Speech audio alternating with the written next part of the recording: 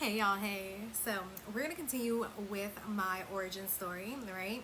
We left off talking about the consequences and repercussions of me essentially hexing my ex, okay? Because I did that. Yeah, I did that, okay? We did some return to senders for about 7 months straight, but I had to deal with the consequences and repercussions when it came to hexing my ex, okay? And I made note about a few things, right? Because honey, if you haven't watched the other videos and you late to the story, baby, I'm gonna need you to rewind. I'm gonna need you to go look at those stories, all right? I'm gonna need you to go back to part 1, okay? This is part 9 of my origin story and how the fuck I became a magical bitch, all right? So, all right? Well, yes, okay. How did I come to a place where I finally fucking accepted myself?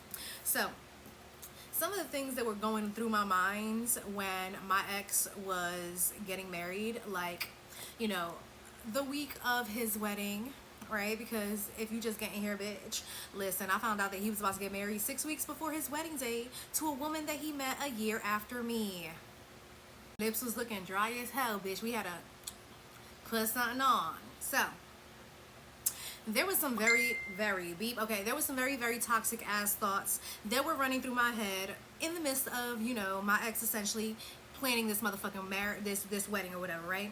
Now, I did talk to the other woman. I did talk to the woman that he was marrying, whatever, what have you, and she basically let me know like she was going to continue to go through with the wedding even though she had found out about me and all this other shit, right? She was going to continue to go through with the wedding because they had already fucking spent $50,000 to throw this wedding, which is crazy as hell to me because, girl, sis, it was also your motherfucking birthday. It was literally your birthday about a week and a half beforehand. Like, I'd have just thrown myself a motherfucking birthday party and called it a day. But that's not neither here. We are not the fucking same. Trust. Okay? So, there are some toxic ass thoughts that I did think of when we were in the midst of all this, right?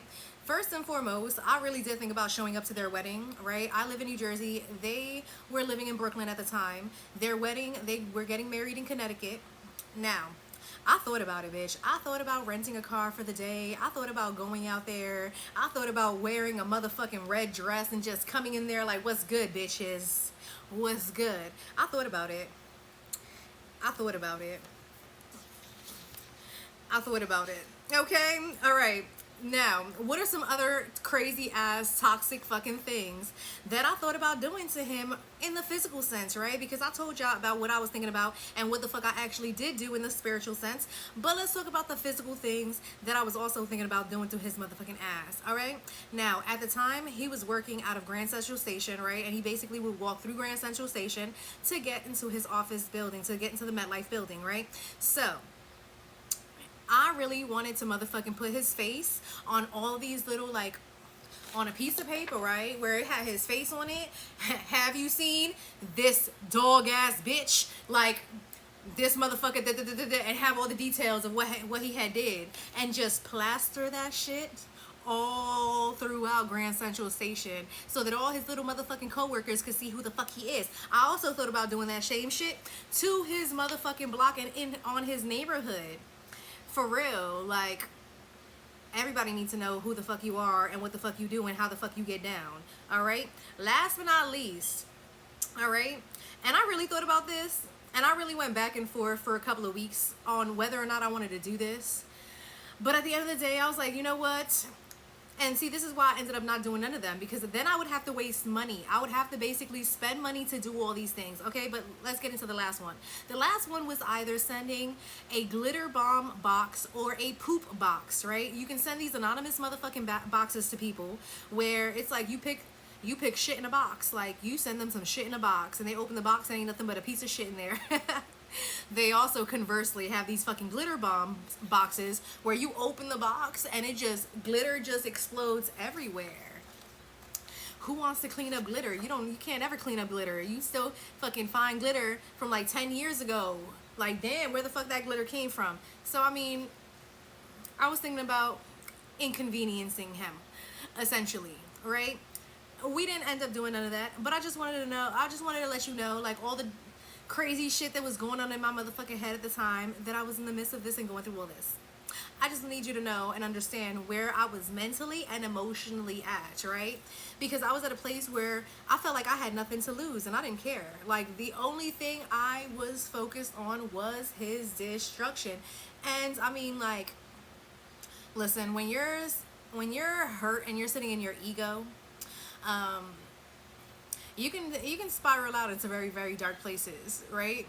Um, you can spiral out into dark places, and you can also be in a position to justify the the ways that you seek retaliation on people, right? Because I want to say that I was wrong. Like I was wrong. Like I should have just given it to God, right? I should have just given it to God because that's what the fuck I do with bitches now. Like, bitch, you come for me, I'ma just hand it to God and I'ma let God handle your motherfucking ass. And when you fuck around and you trip on air and you eat the motherfucking sidewalk, you'll know it was me, bitch. You'll know that God didn't, like, bitch, why that happened, huh?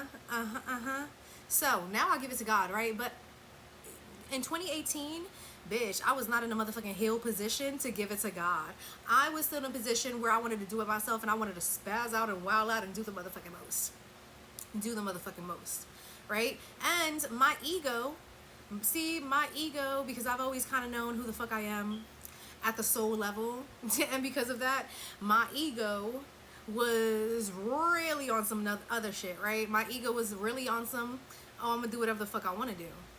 I'm gonna do whatever the fuck I want to do. Why? Because no one but God can stop me. That's the fucking reality. No one but God can stop me. That is the fucking reality of who the fuck I am. No one but God can stop me. And I was really on some very egotistical shit about that, right? I was very egotistical in thinking that I could just do whatever the fuck I wanted to do and that I didn't have to abide by the rules and regulations of this universe, as if I didn't have to abide by the rules and regulations of energy, right? Because there are rules and regulations. They may not necessarily be synonymous with the rules and regulations of a country or whatever, what have you, right? But there are rules and regulations. There are universal laws, and I mean, ultimately, that's what I abide by and what I should have abided by, but I was not in a position to abide by them yet. I was not in a position to give a fuck about none of that shit. I didn't give a fuck. I was hurt, bitch. I didn't give a fuck about none of that. I don't give a fuck about what nobody was telling me, with no people giving me advice, people trying to it's gonna get better. Fuck you. Fuck you, is gonna get better. I don't want to hear that shit. I want to see destruction. When somebody's in that motherfucking state of mind, the best thing that you can do for them is to shut the fuck up and let them be. Because the truth of the matter is that the only thing that you about to incur is their wrath, and the only thing that they about to do is cuss you the fuck out. Real talk. Real talk. Sometimes you just gotta let people be. You gotta let people spiral the fuck out and, like, learn emotional self-regulation, because that's what it was. I had to learn how to fucking self-regulate myself. I had to learn more positive coping mechanisms. I had to learn how to flow through my motherfucking emotions and my anger, because girl, my anger was always a motherfucking problem. Okay, my anger, girl, they sentenced me to anger management when I was 12. I had to do anger management because they needed to know why the fuck I was in the gifted and talented classes, fucking testing in the 98th percentile with straight A's, but why the fuck I'm always fighting. Listen, yeah, I had to do anger management and therapy from 12 to 15 until I moved and I fucking basically lost my therapist. But, like, yeah, I had to learn how to regulate my motherfucking emotions because I was an angry child, especially after my parents separated or whatever. Like, I was really angry. I was angry at the world. I was angry at both of them. Whoo! So my anger was always a problem. I had to learn how to get it under wraps. Right? All of this coincides together, though, on this journey, right? Because you can't spiritually evolve and ascend without also healing and doing the motherfucking psychological work to heal yourself, right? And to evolve when it comes to your emotions, right? One hand washes the other, and you can't do one without the other. You cannot fucking go on your spiritual journey without self-actualizing, and you can't self-actualize without fucking finding God. Like, let's be real. Like, that's just how it is. So we're gonna continue with the story tomorrow. I may or may not be live later, but if I'm not, I hope you guys have a great weekend. It is Friday Eve.